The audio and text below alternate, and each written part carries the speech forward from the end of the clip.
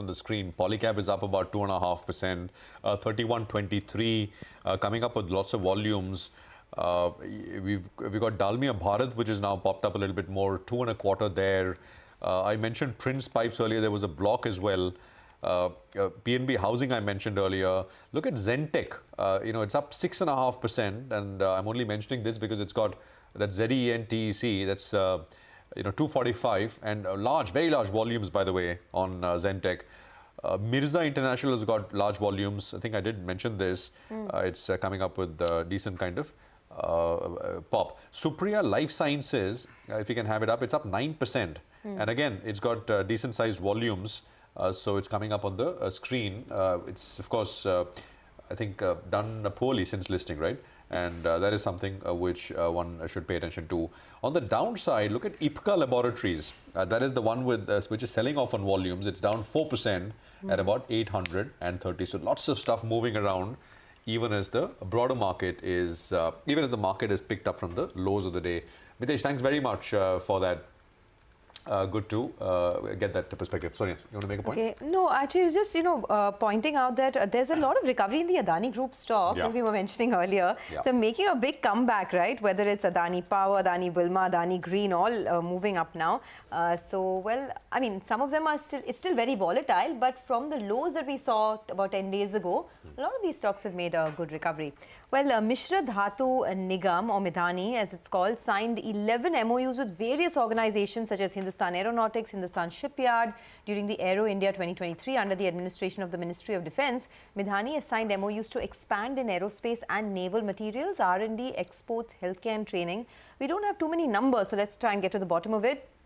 SK Jha, who's the chairman and MD of MIDHANI, and Harshit Kapadia of Elara Capital, who tracks the space closely, joins us now.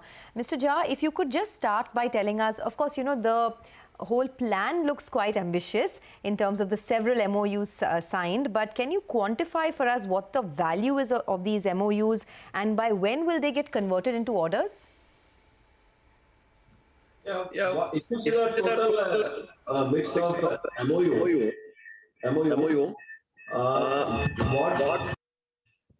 and fix that in a bit. I think there's some echo that's coming through. In the meantime, let me get Harshit Kapadia as well. Harshit, your thoughts, from the listed entities that you track, which ones could benefit the most?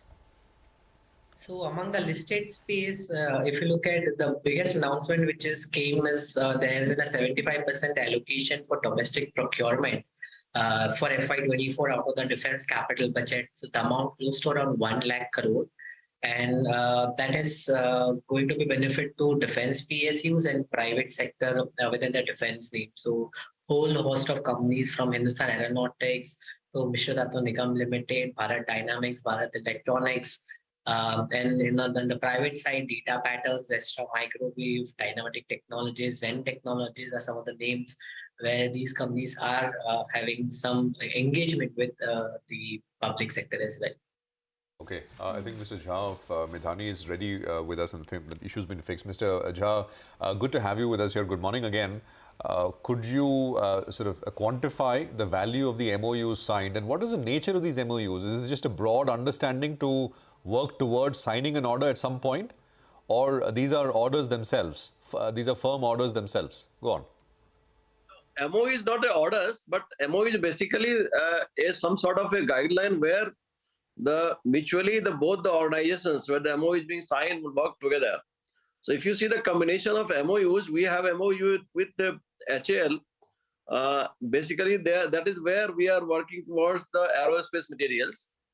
So in aerospace, you might have seen in this particular Aero India 2023, a lot of announcements were made for the different like OEMs coming from the foreign countries, Indian from the India side, HAL, and so many other private industries they have announced. Mr. Jha, so for your company, could you tell us the scope of work for which these MOUs were signed? I mean, value?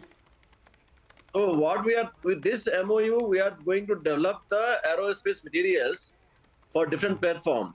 So coming to that total values, what we see, it will be around 500 to 600 crores.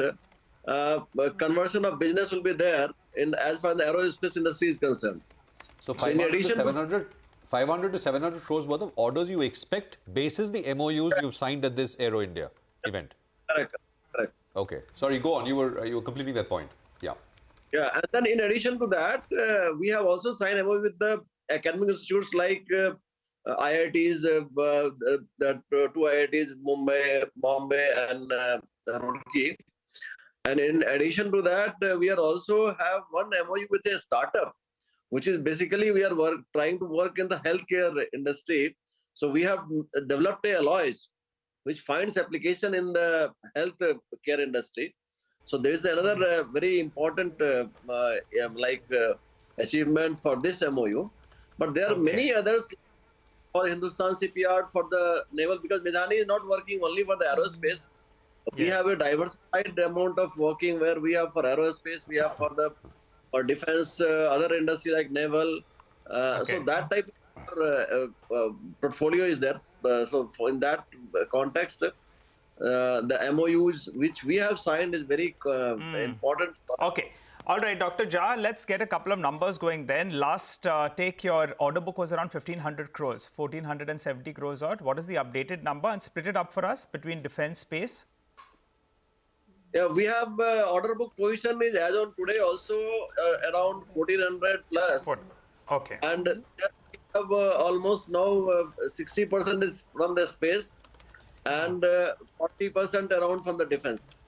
Okay, all right. 60% from space, 40% from defense. Got that. You know, when you joined us the last time around, you were guiding for revenue growth of close to around 20% in FY23, with margins in that vicinity of around 28 to around 30%. I'm looking at your 9-month performance, you're more or less flattish. So are you going to have a blockbuster Q4, which normally is, it's the heaviest part of your all of your financial year. So will Q4 be really good? And what do you end this year in terms of revenues as well as margins? Yeah, but it is a fact that MIDHANI at Q4 will be always on the higher side, because many of our products are having long gestation period. It is a lot of time to convert from the starting to the finished product. So it will come at the end of the quarter only, it will convert into the business revenue. So that's what you might have seen, that our inventory level also is very high, the work in progress. No, so, Dr. Jha, what I'm trying to understand is that 20% growth for the year, is it achievable still? It looks pretty much, I mean, at the 9-month mark, there is no growth. So yeah, will you grow by 20% for FY23? Do you stick to that guidance? Revenues will be higher by close to around 20%? We are targeting that. We are targeting to that level. Let's see that how much we come to that, what level we can achieve. But we are targeting to that level. So what are you targeting? I mean, 9 months FY23, your sales are about 527 crores. What will you end the year with? It's coming around 1,000 crores will be our figure. So we are trying to go to that, where we can go to the 1,000 crores of turnover. Because whatever we have installed, the new facilities like our white plate, that there I am expecting in this quarter contribution will be there from their side, that side. Okay. And so also 1,000 crores is on the top line, and on the margins, do you think you can end in that 28 to 30% band? More or less, so far you might have seen that we have come to our operating profit in that range only. Yes. So I to that level, but only on the PAT and all there will be some pressure because of the finance cost is going up and other aspects are there. So our operating profit margin will be in that range only. Any plans on exports? I mean, if you can tell us what is the export percentage right now, how much will exports grow from here, and what is the contribution to your order book? Export this year, we got reasonably good export value, but only thing is that again export also is converting into the orders in this quarter only. So you'll find that with the last year of around 87 crores, will be much growth will not be there. It will be almost running in that region only, because initial first 2 quarters we didn't get any export because of the global. So basically it is coming in the Q3, Q4 only. So we are trying to the target which did last year, but I think it will be less. The export will not be the level which we have achieved. All right. You know, Dr. Jha, going by what you're saying, in quarter 4, you'll have to do revenues of more than 400 crores. So there'll be a whopping 25-30% growth on the base of last year to get that 1,000 crore mark. Very quickly, if you could tell us, is there an OFS in the works? Last time around, you were indicating that maybe there's a potential OFS on the company in this year. We've just got a month or so to go. Is it still on the cards? As per our understanding, it's still in the card, but it has to be taken care by a different ministry. So they are, I think, they are working on based on their priorities.